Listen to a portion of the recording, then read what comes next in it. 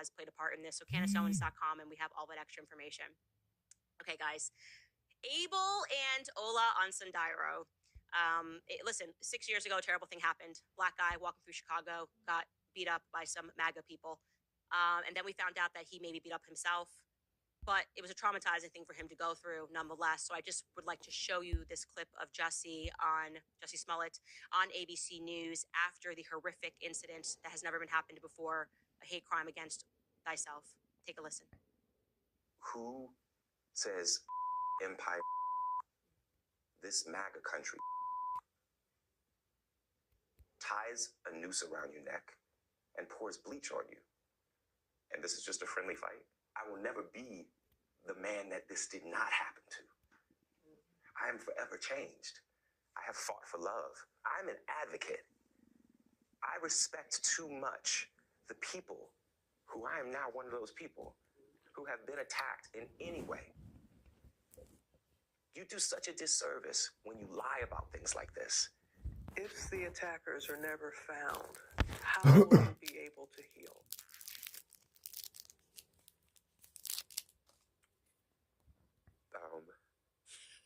I don't know. Let's just hope that they are. Yeah, Candace Owens is a savage. She actually laughed while this man was crying. It's crazy. You know what I'm saying? Like, let's not go there yet. Let's I'm not laughing, you're laughing. And for those of you that are laughing in the chat, I'm completely disgusted with you. This was a real attack. It's just one that we've never considered. And I felt when he said that, like, we got to find these attackers, like, I had to find them, and I did find them. And so, ladies and gentlemen, we are going to cut. We filmed this interview with them yesterday so we could roll it today. So I'm going to roll it for you guys, and then I will see you for live questions. And I promise you, this interview is going to make your day. Take a listen. Abel and Ola, I have been meaning to interview you guys for quite some time. I mean, really fantastic work. I guess my first question really is, how much would it be if I wanted to book you to conduct a hate crime against myself? At this moment, I'm assuming prices have gone up. Yes, definitely. It's not no longer 3,500. It's we've 100x that. So yeah. Okay, so you might be out of my budget. There's a lot of questions here that I think many. So is she talking to paid actors? Is this what this is? Paid actors? So he paid someone to do something to him so he can become bigger, I guess. People have, but I guess my first question is, were there no white people available for this particular part? Because I think if you're going to try to do, this is MAGA country, I got, assaulted by some white people, maybe trying to cast some white guys in this part might have been good. Yes, I agree. Let me explain something. I blame for this whole thing President Trump for this whole experience that went down. And the reason I blame him is because in 2016, he did not address the DEI issue. So we were DEI hires. That's why he used us. So I blame President Trump. So can you tell me, how did Jussie reach? I need to know how the conversation started, because it's such an awkward conversation to have. Like, can you assault me and pretend to be white guys? So I just need to hear you guys tell me how it went down. Yeah, so he initially texted me saying that he wants to speak with me on the low, that I should come meet him at CineSpace where they film Empire. So I went to go meet him, and he was driving me home, and he was smoking weed, of course, he always does, and he just ran. So your job is to put his business out there? He said, I want you to beat me up. Yeah, crazy, right? But before he said that, he did say Kim K, she had just gotten robbed in Paris, her family, and he was telling me how that was staged. That's what he said. He said it was completely fabricated, that it was a publicity stunt. So he was trying to let me, like, trying to convince me to do this. And then he was like, "Yeah, I want you to beat me up." So I was at first confused. I didn't say anything. And I waited for him to say something else because I was dumbfounded. And then he said, "Yeah, I need you to beat me up, fake beat me up." So then he then proceeded to ask me if my brother would do it. And I said, "Sure, he would." So that's what happened. So you're just in a car and he's like, remember that Kim K thing? That entire thing was fake, which by the way, I have not heard that. Look at this guy with the red hat on. Y'all tell me what he looks like to y'all. So that's very interesting that he would say that, and maybe he would know. Who knows? But so he's just saying to you, like, I need you to do this. You're saying your brother's instantly in. When did he kind of spell out for you the plan of how he wanted to go down? And also, did he tell you why he wanted you to do it? Is he just like a PR stunt? Yeah, so initially so we went to go meet my brother that day. We When he drove me home, we saw my brother. He got in the car, and then he laid out the details, what he wanted us to do, and then we did a drive-through, the not a drive-through, a Oh, run-through the run next through, day, yeah. Like rehearsal, a dress rehearsal, a rehearsal. dress rehearsal. Yeah, where we went to the location. He picked out everything, all the details. He picked it out, and he said a camera would be right there. That we're gonna do it right here by the stairs, and the camera will capture everything. And he did mention that it was for publicity, but he didn't say it. It was implied that it was supposed. Do y'all really believe these guys? Look at them. I get it. Who would lie about something like this? Man, the whole world is a stage. Be for publicity because he said he was going to disperse it to the media companies. And he never said, what he didn't say was, he never said it was going to be for reported to the police, which then Okay. would be criminal. Okay. So whose idea was the bleach? Because that's a very compelling part of the story. I mean, I've been black a long time, I would say. And when I think of crimes against black people, just from my experience, no one like throws bleach because it's not going to dye your skin white per se. So whose genius idea was the bleach?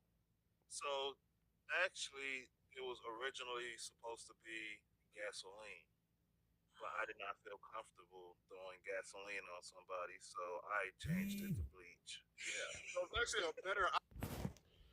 You don't feel comfortable throwing gasoline on somebody, but you do feel comfortable throwing bleach.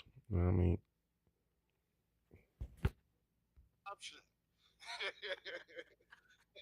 That's a good touch. So you got the bleach in there. Now, when he recommended the gasoline, why even the gasoline? I don't know. Dramatics. Like, Yeah. you I can don't add This is crazy. This is really crazy. know white Jussie and blue. personally. Yeah, but he doesn't sound like the brightest, maybe the brightest of stars, so to speak, because I don't know why would you wait. And by the way, gasoline kind of expensive, you know. Um, Right. okay, so here's another question. Black people, obviously, just going into some black science here, we don't particularly love the cold. So that was one of the first things that flagged to me as weird. I said, listen, you can't tell me that black people are out during a polar vortex. Was the polar vortex accidental? Did you pick that night accidentally? It was very accidental. So Bessie wanted it to be done. My brother could go more into it. He wanted it to be done before we left for Nigeria. So we already had a trip going to Nigeria that we booked 3 months prior. So he reached out to us and he knew we were going to Nigeria. So he asked, What a coincidence. That's if you believe in coincidence. "Hey, when are you guys going to Nigeria?" "Oh, tomorrow." "Well, I need it done today, and that's how it went down. And then and we were only going to be in Nigeria for 2 weeks, and he said no, he can't wait for 2 weeks. and we have an idea why that might have happened. Yeah, it was kind of crazy because his flight, he was coming back from New York that day, and his flight kept getting delayed. It got delayed like twice, where we had to change the original time of 12 a.m. to 2 a.m. in the morning. And he still wanted to go on with the plan. He said, "No, we're still doing it." So that's what happened. He wanted us to do it before we left to Nigeria. So you guys are communicating, and he's like, "No, it's still on." Like, is this just on text? Okay, so Yes, all of for this is this. being documented. And when Yes. you realized how many degrees it was not that night, did you, as black men, have some second thoughts about whether you were going to embrace this bull?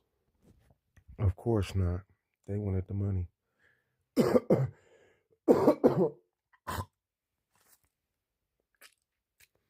Yeah, my bad.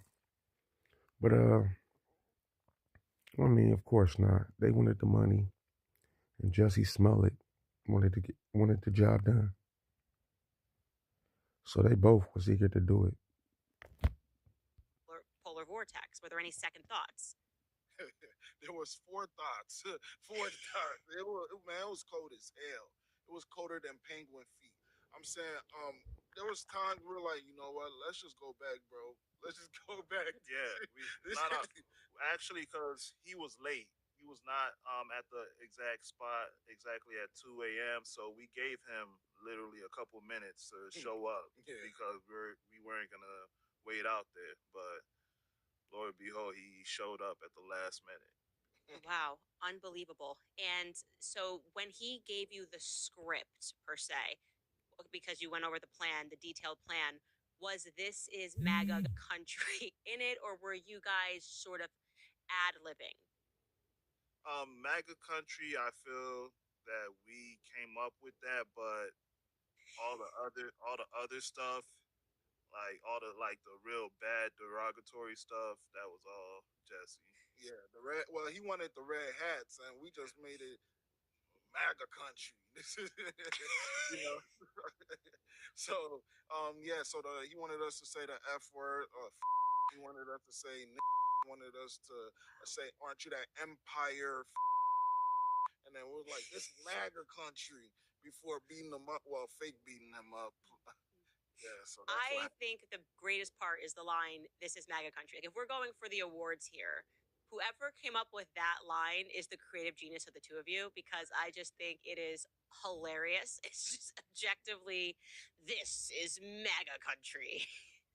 No, he wanted us to get like actual "Make America Great Again" hats, but we couldn't find them nowhere in In Chicago. Chicago, the So bluest city ever. so we just got a regular red hat. It's crazy now that Chicago is a red city, red state. From the beauty supply. And did he say to you, what did he say about your not white faces? Like, was it his suggestion that you had to cover them? Well, how did that, what did he say? Yeah, so since there were gonna be cameras, he said make sure you cover your face, wear masks and all that. So you couldn't see our face. It was to the point that so my brother and I were playing. It was an acting gig for us. So we were playing white supremacists, white racists from the South. So we even came up with names. He was Bubba, but I didn't have no name. So so it was it was so believable to the point that when we were in the Uber on our way there, the Uber driver told the police that they were white guys. So he thought we were white. And yeah, because we were talking in our Southern accent, our best Southern accents. So If yeah, you it don't was, mind, just because we're here, could we yeah. hear Bubba's Southern MAGA country accent? Yeah. So that night when we went and took care of Jesse, that Jesse, yeah, I'm gonna go get that boy over there. that boy thought he could fight us back. Yeah, all We right. took care of that boy, didn't we? Yeah, we did. This is All right. MAGA country. And you better know it. don't know if we're gonna get in It's trouble for that. terrible. Your but- accents are terrible. I know. You sound like two Nigerian men trying to sound like you're from Tennessee. They're terrible. Oh, hey, people from Chicago don't know. You know that's yeah. Oh my God. People from Chicago don't know. It's crazy. It's so funny. Okay, so when you got the noose, this is very important because that's all that happens down here. It's just nooses everywhere. Did you ever expect that following the incident, Jussie would be so dumb as to leave the noose around his neck and still be holding the sandwich? Because this seems like this maybe went wrong in the improv skit. Because I do think that if I was getting jumped with gasoline and bleach and being called the N word and the F word, that I might drop the sandwich. Like, it's not that Subway's not particularly the greatest thing I've ever eaten, and he didn't do that. So what happened there? He might have been hungry, Right? especially after an ass whooping. Yeah, that ass whooping was pretty hard on him. Yeah. But we think he left the noose for a reason. And so 2 months prior, I think in December, a bill was passed, or it passed the Senate floor or the House floor, and then it was going to the other side, and it was the anti-lynching bill. I don't know if it was called that at that time, and it was also coming up again February 14th, and that's the reason why we believe he wanted us to do it again, right before we went to Nigeria, because we wouldn't have been back by February 14th. So our book, so we released a book that tells about the whole situation, about if you make a mistake, Yeah, I'll be back. you know, that's not the end all be all. You can move forward and past that. And our book explains who we think might have brought this. Yeah, we don't think Roger. Jussie's the actual mastermind behind this. We think somebody put him up to this. Yeah. Honestly. Yeah. Our Let me book, tell you, no one's ever accused Jussie Smollett of being a mastermind. I will tell you that. So, what is the title of your book, and where can people go to find it? So the title of the book is Bigger Than Jussie. What is it? The disturbing need for modern day lynching. And it is found on Amazon or anywhere you buy your books, Barnes and Noble, anywhere. Okay, so you guys, you're hearing that, my listeners. If you want to hear more about this story, which is truly, it's now a part of American history. It's positively hilarious. Just